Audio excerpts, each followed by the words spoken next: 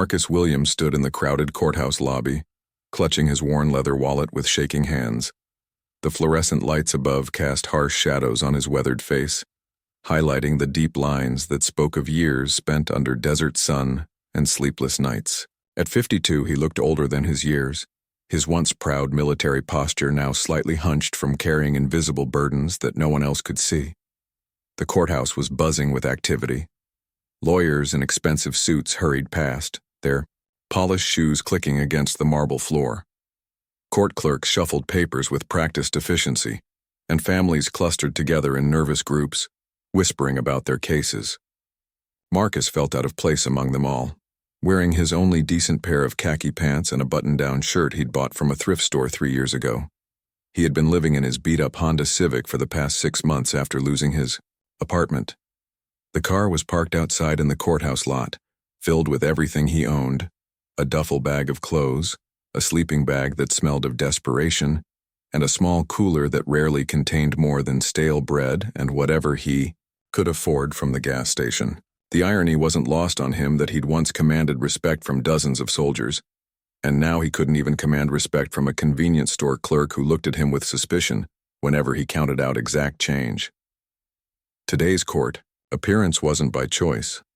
Marcus had been caught sleeping in his car behind a shopping center 3 weeks ago.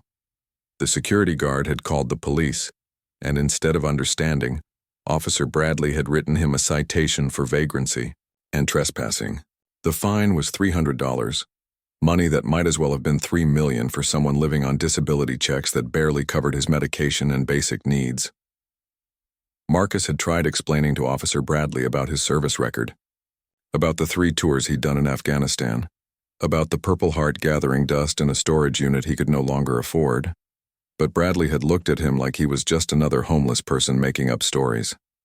The officer's dismissive attitude had stung worse than any physical wound Marcus had received overseas. The lawyer Marcus had been assigned was fresh out of law school, barely 25 years old, with perfectly styled hair and a suit that probably cost more than Marcus spent on food in 3 months. During their brief meeting, the young man had barely looked up from his phone, mumbling about plea bargains and community service. He'd treated Marcus like a case number rather than a human being who had sacrificed years of his life serving his country.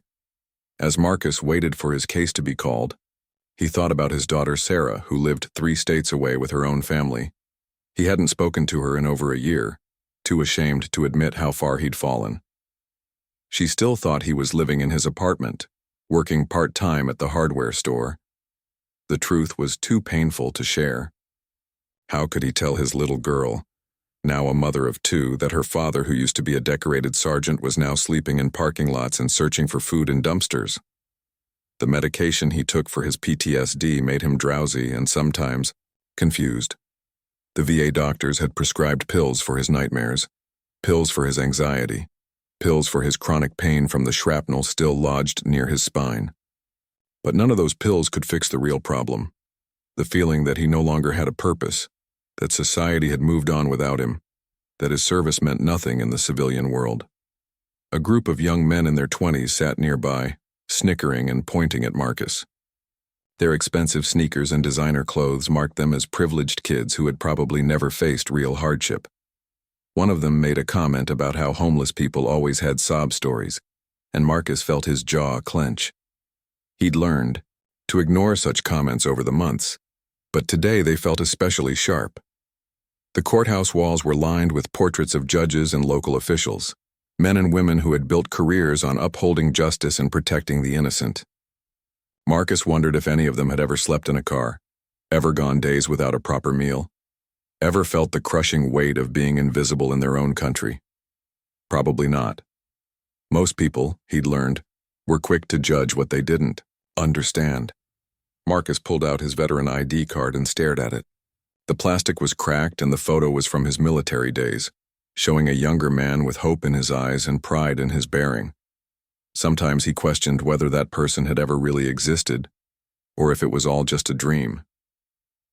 The transformation, from Sergeant Williams to homeless, Marcus had happened so gradually that he couldn't pinpoint exactly when everything had started falling apart. The disability checks from the VA helped, but they weren't enough to cover rent in a decent neighborhood, especially with his medical bills. He'd applied for jobs, but employers took one look at the gaps in his resume and the address he couldn't provide, and their interest quickly faded. Being homeless created a cycle that was nearly impossible to break. You needed an address to get a job, but you needed a job to afford an address. As he sat there waiting, Marcus remembered better times. He thought about the respect he'd commanded from his unit, the lives he'd helped save, the bridges his team had built in Afghan villages. He remembered the weight of his uniform, pressed and clean, and how people had thanked him for his service when he was still wearing it. That felt like a lifetime ago, like stories about someone else entirely. The courthouse clock ticked loudly, each second bringing him closer to facing a judge who would likely see him as just another vagrant wasting the court's time. Marcus straightened, his shoulders, trying to summon some of the dignity he'd once worn like armor. Whatever happened today, he would face it with whatever pride he had left, even if no one in this building believed he'd ever been anything more than what he appeared to be now. Williams versus State of California, case number 47291. The bailiff's voice echoed through the courtroom. Marcus stood up slowly, his knees protesting after sitting on the uncomfortable wooden bench for over an hour. His heart hammered in his chest as he walked down the aisle, feeling the eyes of everyone in the courtroom following his every step. The courtroom was intimidating, with its high ceilings and dark wood paneling that seemed to absorb sound and hope equally. Judge Patricia Hendricks sat behind the imposing bench, her gray hair pulled back severely and her expression unreadable behind wire-rimmed glasses. She was known in the local legal community as a no-nonsense judge who had little patience for excuses, and even less for repeat offenders.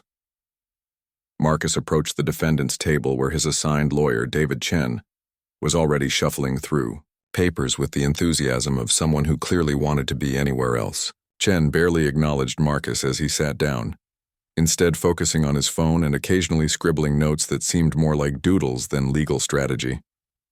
Behind Marcus, in the gallery, sat Officer Bradley, the same policeman who had cited him 3 weeks ago. Bradley was a large man with a buzz cut and arms that strained against his uniform sleeves. He'd been on the force for 8 years and had developed a reputation for being particularly harsh on vagrants and homeless individuals. To him, they were all the same. Lazy people who chose the streets over responsibility, people who made up stories to gain sympathy. Also in the gallery were the same group of young men who had been mocking Marcus in the lobby. They had apparently followed him into the courtroom, treating his legal troubles like entertainment. One of them had his phone out, probably hoping to record something worth posting on social media. Their whispered comments and barely contained laughter added another layer of humiliation to an already degrading situation. Judge Hendricks called the court to order and began reading the charges. Mr. Williams, you are charged with trespassing on private property and vagrancy. Officer Bradley, please present your testimony. Officer Bradley stood up and walked to the witness stand with the confident swagger of someone who had done this hundreds of times before. He was sworn in and began his account of the night in question. According to his version, Marcus had been belligerent and uncooperative, refusing to move along when asked nicely and becoming argumentative when confronted about his situation. The defendant claimed to be some kind of war hero, Bradley said, with a smirk that didn't go unnoticed by several people in the courtroom. Said he was a veteran with medals and everything. But, Your Honor, I've been doing this job for 8 years, and I can tell you that every homeless person I've ever arrested has claimed to be a veteran. It's always the same sob story. The officer continued his testimony, painting Marcus as just another vagrant who thought his alleged military service entitled him to special treatment. Bradley described finding Marcus's car filled with what he termed typical homeless debris, and mentioned that Marcus had been mumbling incoherently about his time in Afghanistan. Did the defendant provide any proof of his military service? Judge Hendricks asked. He showed me some kind of ID card, Bradley replied dismissively. But these days, you can buy fake military IDs online for $20. The thing looked old and worn out, probably picked it up at a pawn shop or found it in a dumpster somewhere. The young men in the gallery snickered at this comment, earning them a sharp look from the judge. But the damage was done. Bradley's testimony had effectively painted Marcus as a liar and a fake, someone who dishonored real veterans by pretending to be something he wasn't. Marcus felt his face burning with shame and anger. Every word from Bradley's mouth felt like a slap across the face. The suggestion that his military service was fake, that his veteran ID was purchased online, cut deeper than any physical wound he'd received overseas. This was exactly why he'd stopped trying to explain his situation to people. Nobody believed him anyway. When it was time for Marcus's lawyer to question Officer Bradley, Chen stood up half-heartedly and asked a few basic questions about the arrest procedure. He didn't challenge Bradley's characterization of Marcus as a fake veteran, didn't ask about any follow-up investigation, and didn't seem interested in mounting any kind of real defense. It was clear that Chen had already written off the case and was just going through the motions. Judge Hendricks then asked Marcus to approach the bench to enter his plea. As he stood up, his legs felt weak and his vision blurred slightly from the stress and humiliation. The medication he was taking sometimes caused these episodes, especially when his anxiety levels spiked. "Mr. Williams," the judge said, her voice carrying the authority of years on the bench, "how do you plead to the charges of trespassing and vagrancy?" Marcus opened his mouth to speak, but his voice came out as barely a whisper. The courtroom was dead silent, everyone waiting for his response. He cleared his throat and tried again. "Not guilty, Your Honor." "I'm sorry, what was that?" Judge Hendricks leaned forward slightly.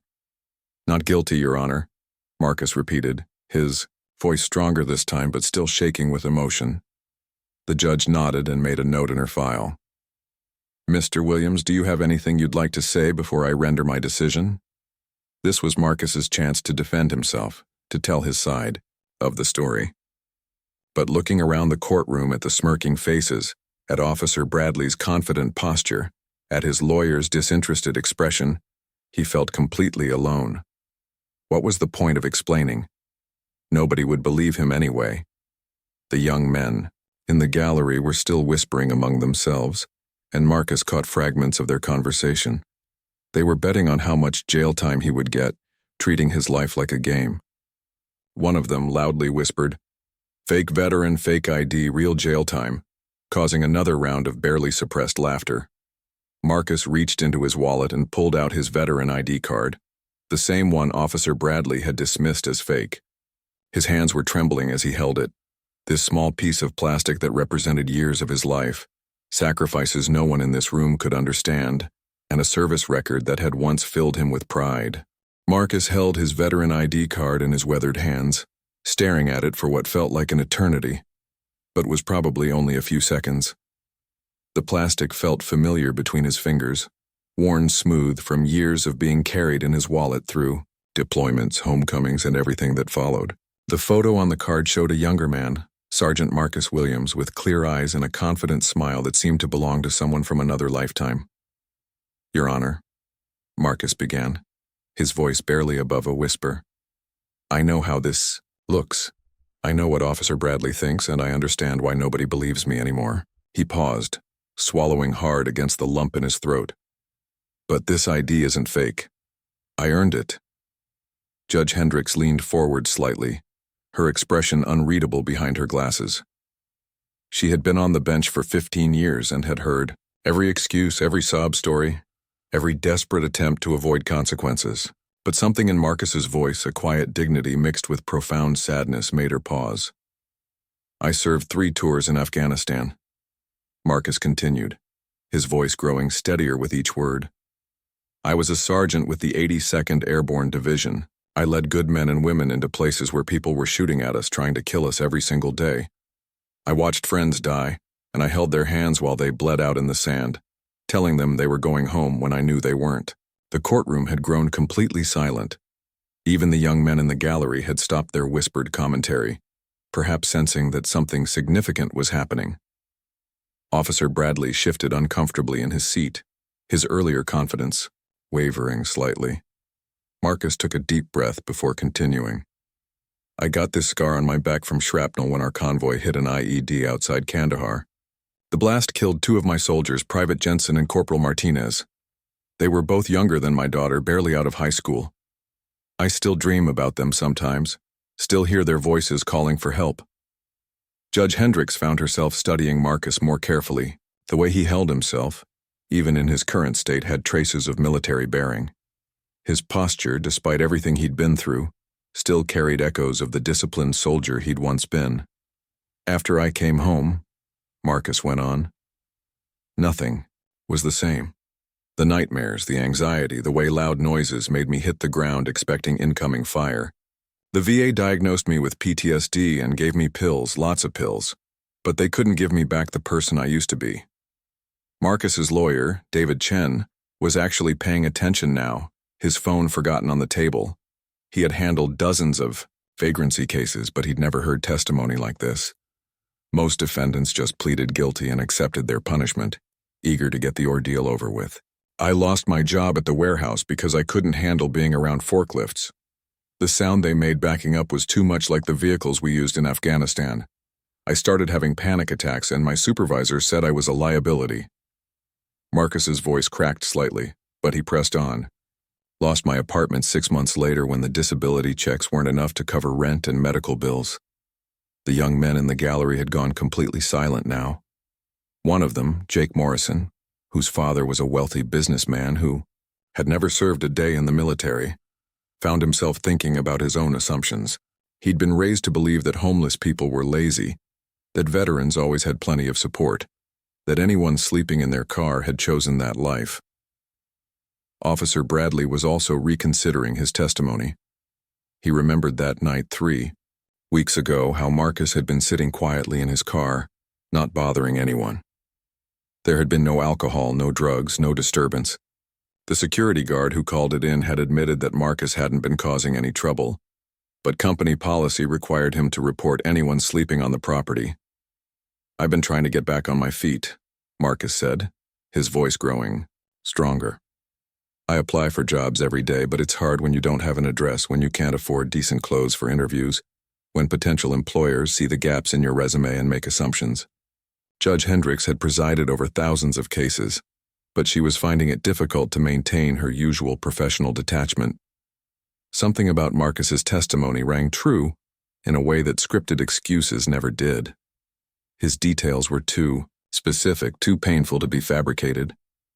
I know you probably think I'm making this up, Marcus said, looking directly at Judge Hendricks. Officer Bradley thinks my ID is fake, and I understand why. I don't look like much of a war hero these days. But Your Honor, everything I'm telling you is true. This card isn't something I bought online or found in a dumpster. I earned it with 3 years of my life, watching friends die, carrying wounded soldiers to safety, doing things that still wake me up screaming in the middle of the night. The emotion in Marcus's voice was unmistakable now. Tears were running down his cheeks, but he made no move to wipe them away. I'm not asking for special treatment because I'm a veteran. I'm just asking to be treated like a human being. I wasn't hurting anyone that night. I was just trying to get some sleep in my car because it's the only place I have to go. Judge Hendricks set down her pen and removed her glasses, cleaning them slowly while she processed what she had just heard. In her 15 years on the bench, she had developed a keen sense for distinguishing between genuine remorse and manipulative performance.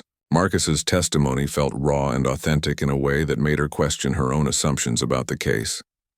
The courtroom remained silent, except for the soft sound of Marcus's breathing and the distant hum of the air conditioning system. Everyone present seemed to realize they were witnessing something significant, though they couldn't yet understand exactly what. Marcus straightened his shoulders slightly, summoning whatever dignity he had left. Your Honor, I served my country with honor. I did my duty and I paid a price for it that I'm still paying every single day. I'm not proud of where I am now, but I'm not ashamed of who I was then, or who I'm trying to become again. He held up his veteran ID card one more time, the plastic catching the courtroom's fluorescent lights. This isn't fake, Your Honor. It's the only real thing I have left. Judge Patricia Hendricks stared at Marcus Williams for a long moment, her trained legal mind working through the implications of what she had just heard. Something about his testimony had struck her differently than the countless sob stories she'd heard over the years.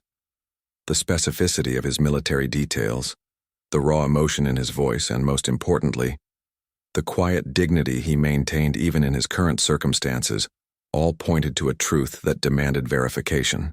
"Mr. Williams," Judge Hendricks said, her voice softer than it had been earlier, "may I examine your veteran identification card?"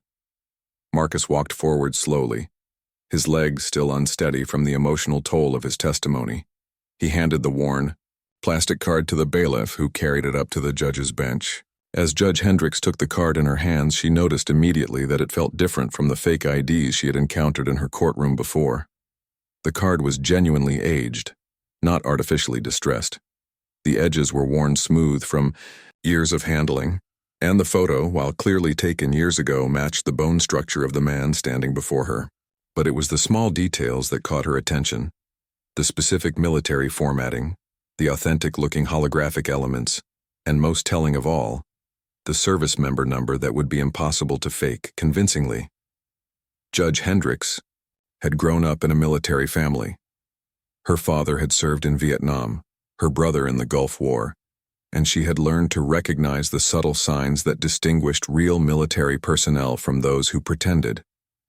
The way Marcus stood at attention when addressing the court, the automatic use of "Yes, Your Honor" and "No, Your Honor," and the specific terminology he used when describing his service, all rang true to someone who had grown up around soldiers. "Officer Bradley," Judge Hendricks said, her tone notably cooler than before. "In your testimony, you stated that you believed this veteran ID to be fake. Did you attempt to verify its authenticity through any official channels?"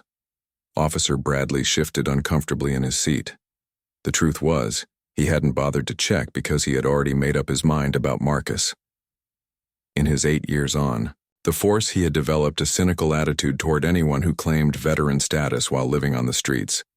It was easier to assume they were lying than to confront the uncomfortable reality that the country sometimes failed those who had served it. "No, Your Honor," Bradley admitted reluctantly. "I did not verify the ID through official channels." "And why not?" Judge Hendricks pressed, her disapproval evident in her voice. I assumed it was fake based on the defendant's circumstances," Bradley said, realizing how weak his reasoning sounded when spoken aloud in a court of law. Judge Hendricks turned, her attention back to Marcus, who was still standing quietly at attention, waiting for permission to return to his seat. "Mr. Williams, you mentioned the 82nd Airborne Division and 3 tours in Afghanistan. Can you provide me with your service dates and unit specifics?" Without hesitation, Marcus rattled off a series of numbers and dates that meant nothing to most people in the courtroom, but everything to someone who understood military record-keeping. He provided his service member number, his deployment dates, his unit designations, and the names of his commanding officers with the precision of someone who had lived those details, not memorized them from a website. Judge Hendricks made notes as Marcus spoke, and then did something unusual for her courtroom. She called for a 15-minute recess. "I'm going to verify this information through official channels," she announced. "Court is in recess." The courtroom buzzed with surprised murmurs as Judge Hendricks retreated to her chambers. She had never stopped a proceedings to fact-check a defendant's military claims before, but something about this case demanded that level of attention. Using her computer, she accessed the military verification database that judges could use in certain circumstances. While the judge was in her chambers, the atmosphere in the courtroom shifted dramatically. The young men in the gallery, who had been so eager to mock Marcus earlier, now sat in uncomfortable silence. Jake Morrison, the wealthy businessman's son, found himself thinking about his own privileged life and wondering how he would handle losing everything. The easy assumptions about homeless people being lazy or dishonest didn't seem so simple anymore. Marcus sat back down at the defendant's table, his hands shaking slightly from the adrenaline of having finally told his story in full. His lawyer, David Chen, was looking at him with new eyes, realizing that he had completely misjudged his client. Chen had been assigned dozens of vagrancy cases, and he had treated them all as routine matters that required minimal effort. Now, he was confronting the possibility that he had failed to provide adequate representation to a war veteran who deserved better. Officer Bradley sat rigidly in the gallery, his earlier confidence completely evaporated. He was beginning to understand that his testimony might have been not just wrong, but harmful to someone who had sacrificed years of his life serving the country. The officer was thinking about his own brother, who had served in Iraq and struggled with readjustment issues when he returned home. Bradley had always supported his brother, but somehow he had failed to extend that same compassion to Marcus. 15 minutes stretched into 20, then 25. The tension in the courtroom was palpable as everyone waited for Judge Hendricks to return. Marcus sat quietly, his eyes closed, possibly praying or simply trying to manage his anxiety.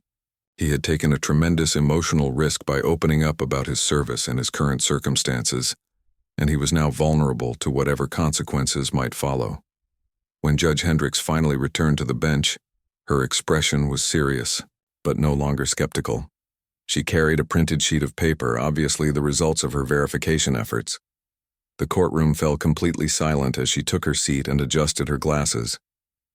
After conducting an official verification through military databases, Judge Hendricks began, her voice carrying a weight that made everyone lean forward slightly. I can confirm that Marcus Williams served in the United States Army from 2003 to 2009. He achieved the rank of sergeant and served 3 combat deployments in Afghanistan with the 82nd Airborne Division. The words hit the courtroom like a physical force. Officer Bradley's face flushed red with embarrassment and something approaching shame. The young men in the gallery suddenly found their shoes very interesting. David Chen straightened up in his chair, realizing that he had been representing a genuine American hero and had treated him like a common criminal. Judge Hendricks continued reading from the printout. Sergeant Williams was awarded the Purple Heart for injuries sustained in combat, the Bronze Star for valor in action, and the Combat Infantry Badge. His service record shows multiple commendations for leadership under fire and for actions that saved the lives of fellow soldiers. Marcus felt tears streaming down his face again, but this time they were different. For months, he had felt like a ghost, invisible and irrelevant to the world around him. Now, for the first time in years, someone in authority was acknowledging not just his existence but his worth. Someone was recognizing that he had been a person of value, that his service had meant something, that his sacrifices had been real. The judge set down the printout and looked directly at Marcus. When she spoke again, her voice carried a tone of respect that had been completely absent from the proceedings until that moment. Judge Hendricks looked at Marcus with an expression that had completely transformed from professional skepticism to something approaching reverence. She held the verification printout in her hands like it contained sacred text, which in many ways it did. The document before her detailed acts of heroism and sacrifice that most people could never imagine, performed by the same man who now sat before her, having been dismissed as a fraud and a liar. Sergeant Williams, Judge Hendricks said, and the use of his military rank sent a visible shudder through Marcus's body. It had been so long since anyone had addressed him with the respect that title represented. The record shows that on March 15, 2007, you carried 2 wounded soldiers to safety under heavy enemy fire, sustaining injuries yourself in the process. Is this accurate? Marcus nodded, his voice catching as he tried to speak. Yes, Your Honor. Specialists Rodriguez and Thompson. The IED blast had trapped them in the vehicle, and we were taking sniper fire from a building about 200 meters away. I couldn't leave them. The report states that you made 3 separate trips into the kill zone to retrieve wounded personnel, despite having sustained shrapnel wounds to your back and shoulder. Judge Hendricks paused, letting the weight of those words settle over the courtroom. You saved 5 lives that day, Sergeant Williams. The young men in the gallery were no longer looking at their phones or whispering among themselves. Jake Morrison found himself staring at Marcus with a mixture of awe and shame. This was the same man he had been mocking just hours earlier, the same person he had dismissed as a fake and a fraud. The reality of Marcus's heroism was hitting him like a physical blow, forcing him to confront his own prejudices and assumptions. Officer Bradley sat in stunned silence, his face pale and drawn. He was thinking about his own brother Mike, who had served 2 tours in Iraq and came home changed. Mike had struggled with nightmares, anxiety, and survivor's guilt. He'd gone through periods of heavy drinking and had lost 2 jobs before finally getting the help he needed. Bradley had been patient and supportive with Mike, understanding that his brother's problems weren't character flaws, but wounds of war. Yet he had shown no such understanding or compassion to Marcus, despite the clear signs that he was dealing with similar issues. Judge Hendricks continued reading from the military records. Sergeant Williams also received a commendation for establishing and maintaining supply lines to forward operating bases, often under extreme conditions. His superiors noted his exceptional leadership abilities and his dedication to the welfare of his soldiers. She looked up from the paper directly at Marcus. Your commanding officer wrote, and I quote, "Sergeant Williams represents the finest qualities of the American soldier. His courage, integrity, and selfless service are an inspiration to all who serve under his leadership."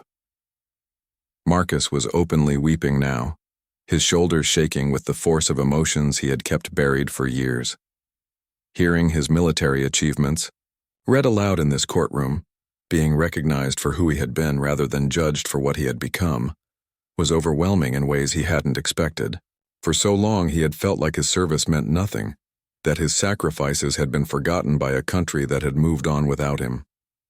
David Chen, Marcus's court-appointed lawyer, was experiencing his own profound moment of realization. In his brief career, he had handled these vagrancy cases as routine matters, barely spending 15 minutes preparing for each one. He had assumed, like so many others, that homeless people were there by choice, that their stories were fabrications, designed to evoke sympathy. Now he was confronting the reality that he had failed not just as a lawyer, but as a human being, by not taking the time to truly understand his clients. "Sergeant Williams," Judge Hendricks said gently, "I owe you an apology on behalf of this court. You should never have been treated with the disrespect and skepticism that you encountered here today. Your service to this country deserves recognition and honor, not doubt and derision." She turned her attention to Officer Bradley, her expression hardening. "Officer Bradley, your testimony regarding the defendant's military service was not only inaccurate but harmful. You made assumptions based on prejudice rather than conducting proper investigation. This represents a failure of your duties as a peace officer." Bradley stood up, his face flushed with embarrassment and something deeper. "Your Honor, I was wrong, completely wrong. I apologize to Sergeant Williams and to this court. I should have verified his claims instead of dismissing them." Judge Hendricks nodded curtly. "Yes, you should have. I will be recommending additional training for you and your department regarding interactions with veterans and homeless individuals. The assumptions you made here today are unacceptable for someone in your position." The judge then addressed the young men in the gallery who had been mocking Marcus. "I want everyone in this courtroom to understand something important. Homelessness is not a character flaw. Mental health struggles are not signs of weakness. And veteran status is not determined by how someone looks or where they sleep at night. The man sitting before us has served his country with distinction and heroism, and he deserves our respect and support, not our judgment and ridicule." Jake Morrison felt compelled to stand up. "Your Honor, we were completely wrong about Sergeant Williams. We had no right to mock him or judge him. I'm ashamed of how we acted, and I want to apologize." His voice was shaking, and his usual privileged arrogance had been completely stripped away. Judge Hendricks acknowledged the apology with a nod, but kept her focus on Marcus. "Sergeant Williams, regarding the charges against you, trespassing and vagrancy, given the circumstances of your arrest and your exemplary service record, I am dismissing all charges. You should not have been arrested for trying to find a safe place to sleep." The relief that washed over Marcus was visible to everyone in the courtroom. He had been preparing himself for jail time, community service, or fines he couldn't afford to pay. Instead, he was being treated with the dignity he had almost forgotten he deserved. But Judge Hendricks wasn't finished. She leaned forward, her voice taking on a tone of determination that suggested she was about to do something unprecedented. "Sergeant Williams, this court session has opened my eyes to failures in our system that I was not fully aware of before today. No veteran who has served with the distinction that you have should be sleeping in their car or struggling to find basic necessities." She paused, seeming to make a decision that would change not just Marcus's life, but her own understanding of justice and compassion. The courtroom held its breath, sensing that something extraordinary was about to happen. Judge Hendricks took a deep breath and leaned forward, her eyes fixed on Marcus with an intensity that made the entire courtroom hold its breath. In her 15 years on the bench, she had never felt compelled to step beyond the boundaries of her judicial role, but this case had awakened something in her that demanded action beyond simply dismissing charges. "Sergeant Williams," she said, her voice carrying both authority and unexpected warmth. "What I'm about to do is highly unusual, but your situation demands more than just legal resolution. It demands humanity." She paused, gathering her thoughts, before continuing. "I have a small apartment above my garage that I've been using for storage. It's modest, but it has a bed, a bathroom, and a small kitchen. I'm offering it to you rent-free, for as long as you need to get back on your feet." The courtroom erupted in surprised murmurs. Even the court reporter stopped typing for a moment, stunned by the unprecedented nature of the judge's offer. Marcus stared at Judge Hendricks in complete disbelief, his mouth opening and closing without sound as he struggled to process what he had just heard. "Your Honor," Marcus finally managed to whisper. I don't know what to say. That's incredibly generous, but I couldn't possibly accept." "You can, and you will," Judge Hendricks interrupted firmly. "Sergeant, you carried wounded soldiers to safety under enemy fire. You served 3 tours defending the freedoms we all enjoy. The least this grateful nation can do is provide you with a roof over your head and a chance to rebuild your life." The transformation in the courtroom was remarkable. Officer Bradley stood up again, his face red with emotion. "Your Honor, if I may, I'd like to help too. My department has connections with local veteran services that I should have mentioned earlier. I can personally make sure Sergeant Williams gets connected with job placement programs and additional VA benefits he might be entitled to." Jake Morrison, the young man who had been mocking Marcus earlier, rose from his seat as well. "Your Honor, my father owns several businesses in the area. If Sergeant Williams is interested, I know we have positions available that would be suitable for someone with his leadership experience. And," he paused, his voice shaking with emotion, "I want to personally apologize again for my behavior. There's no excuse for how I treated a true American hero." David Chen, Marcus's lawyer, was frantically taking notes, his earlier disinterest completely replaced by genuine concern for his client's welfare. "Sergeant Williams, I'll work pro bono to help you navigate any legal issues related to benefits, housing, or employment. I should have done that from the beginning." Judge Hendricks watched this outpouring of support with satisfaction, but also with a growing understanding of how easily society could fail its most deserving members. "What we're witnessing here today," she said to the courtroom, "is what should happen automatically for every veteran who finds themselves in need.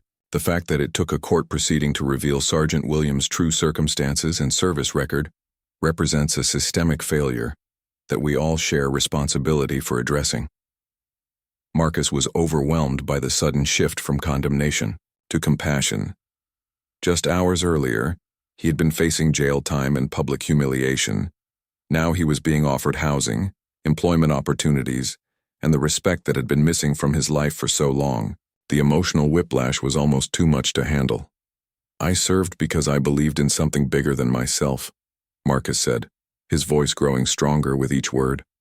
"I never expected anything in return except the knowledge that I had done my duty. But I won't lie and say that this kindness doesn't mean everything to me. You've all given me something I thought I'd lost forever: hope." Judge Hendricks smiled, the first genuine smile she had shown since the proceedings began. "Sergeant Williams, I'm going to do something else unusual. I'm going to give you my personal phone number. I want you to call me in 30 days and tell me how you're doing. Not because I'm checking up on you, but because I want to celebrate your progress." She turned to address Officer Bradley directly. "Officer, I expect a written report on your efforts to connect Sergeant Williams with veteran services within 1 week. And I want you to use this experience to develop better protocols for interactions with homeless veterans in your department." Bradley nodded vigorously. "Yes, Your Honor. I'll make sure this never happens again, I promise." The judge then looked at Jake Morrison and the other young men. Gentlemen, you've learned an important lesson today about the danger of making assumptions about people based on their appearance or circumstances. I hope you'll remember this lesson and share it with others. As the formal proceedings concluded, something unprecedented happened in Judge Hendrix's courtroom. Instead of the usual rush to exit, people lingered. Officer Bradley approached Marcus and shook his hand, apologizing personally and providing his card with contact information for veteran services. Jake Morrison and his friends gathered around Marcus, each offering apologies and expressing their newfound respect for his service. David Chen spent 20 minutes with Marcus, taking detailed notes about his situation and making a list of legal and administrative tasks that needed to be completed to help him access all available benefits and services. The young lawyer had been transformed by the experience, realizing that his job was about much more than just processing cases through the system. Judge Hendrix stepped down from the bench and approached Marcus personally, something she had never done in her 15 years as a judge. "Sergeant," she said quietly, "my late husband was a Marine. He would have been honored to meet you, and he would have insisted on helping you himself. I'm doing what he would have done." Marcus stood at attention and saluted Judge Hendrix, a gesture that brought tears to her eyes and stunned silence to everyone else in the courtroom. "Thank you, Your Honor, for everything, for seeing who I really am instead of just what I look like right now." As Marcus left the courthouse that day, he carried with him not just dismissed charges but something far more valuable: his dignity restored, his service recognized, and his future bright with possibilities he hadn't dared to imagine just hours earlier. The man who had entered the courthouse as an invisible vagrant was leaving as Sergeant Marcus Williams, American hero, surrounded by people who now understood his true worth. 6 months later, Marcus would be living in his own apartment, working as a security supervisor at one of Jake Morrison's father's companies, and volunteering at a veteran services organization. He would stay in regular contact with Judge Hendrix, who had become not just a mentor, but a friend. And he would carry his veteran ID with pride once again, knowing that his service and sacrifice had finally been recognized and honored by the community he had served so faithfully.